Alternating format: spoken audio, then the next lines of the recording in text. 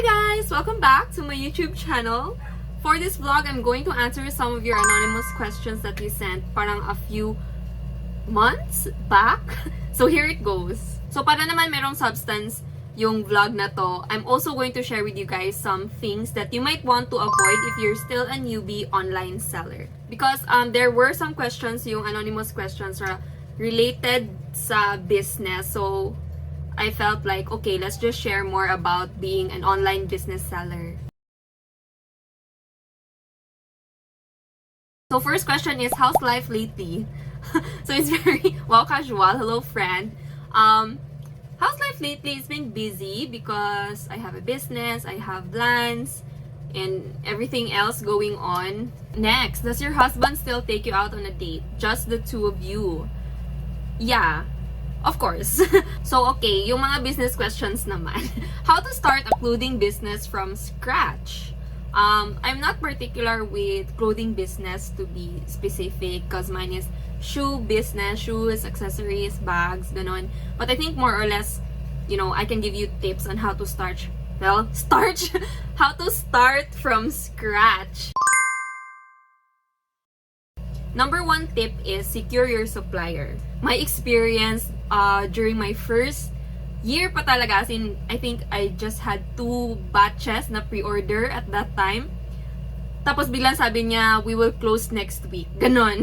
So imagine na parang yun na yung you have everything ready and all, tapos biglang sasabihin ng supplier no na we will close next week. So you need to secure your main supplier and also have a backup supplier if pwede, 'di ba? If you can do that.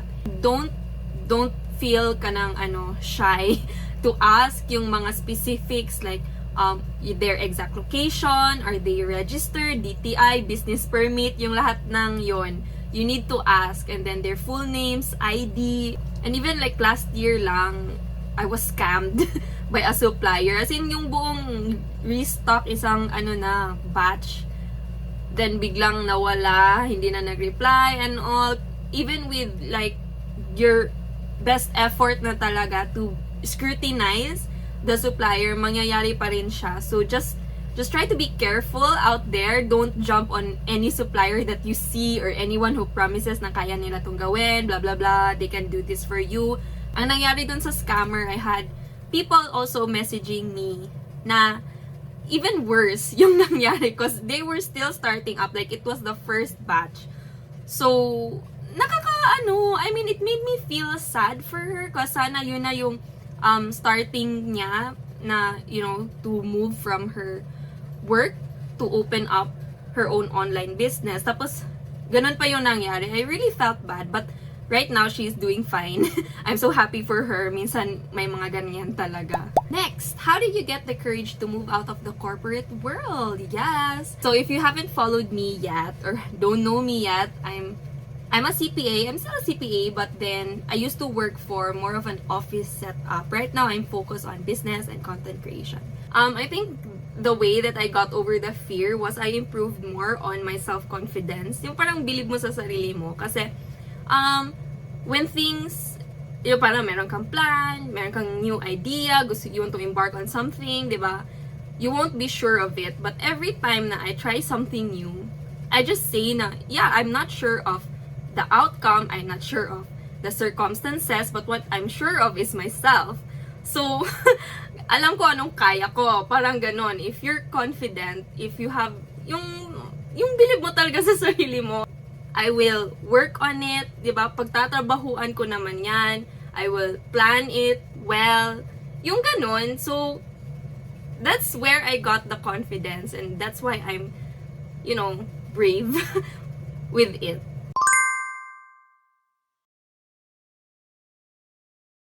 Next, how do you handle being a full-time mom and handling your business well? I think first is you need to set boundaries. So this is only parang applicable if you work from home or like me na you're self-employed, diba?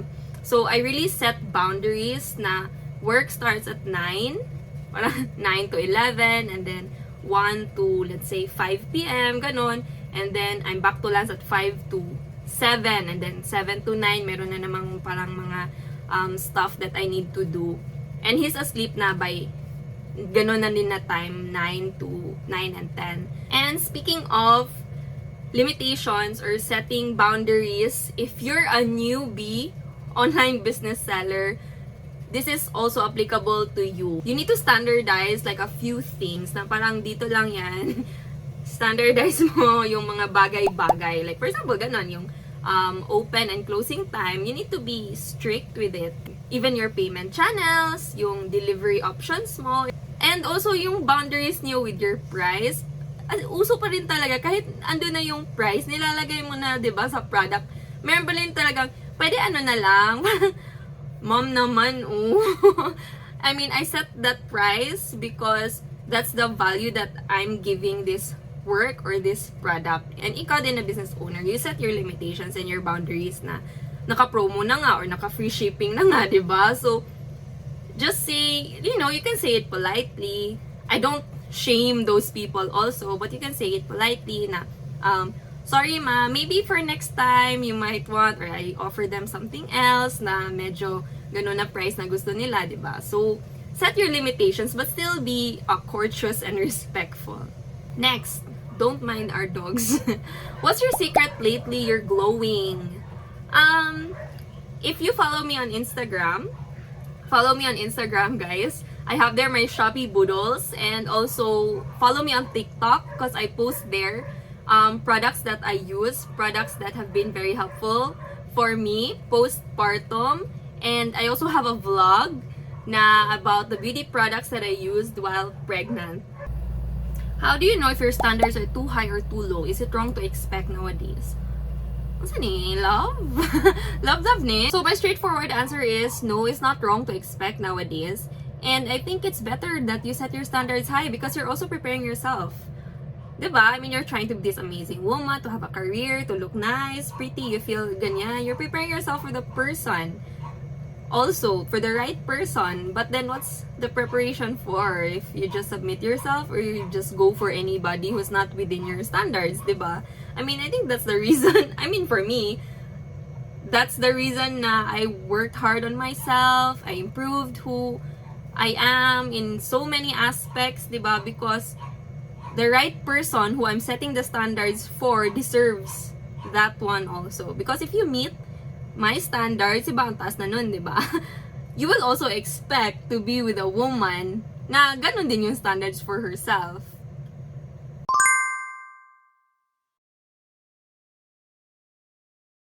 And speaking of standards, another tip that I have for you, if you're a newbie business owner, if you're new to this thing, is you also set your standards high. Okay? Don't be a copycat or don't be yung just another brand that exists. You set your standard, you set your branding, yun, all the works. Like, don't ever feel na I'm still new, I only have like 300 followers. It doesn't matter, diba? I was 200 followers, but I was making the brand how it is right now.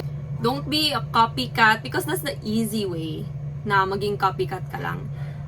With designs and all, paghirapan mo naman, di ba? So, set standards for yourself.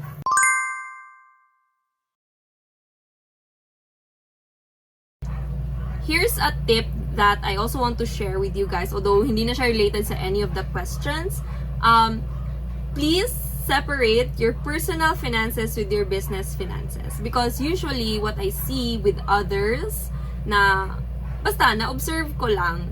And even mga bigger na yung investment nila with their business, they mix their personal and business finances. So what happens is, they eat up the capital that they put in the business without them noticing. So yun yung nangyayari. And whenever the need arises na they need sana yung capital na yun to buy or invest in new items na parang needed in the business, they suddenly wonder where it's gone, diba? So how do you do that? So before, just to build the discipline, every time I will receive payment, yung amount na profit lang talaga, I put it on an envelope na labeled profit. So yun yung available, yun lang yung available for me to spend. Because truly, yun lang din naman talaga. Yung portion na expense or cost, gagamitin pa yun sa ibang bagay, di ba? And then, eventually, it moved to giving yourself your own salary every month. Again, also for being able to budget. So, hindi lahat ng income ginagastos mo for yourself. So, that's it, guys. So, here's to more negosyo tips in the future and also more personal advice on my next vlogs. Bye!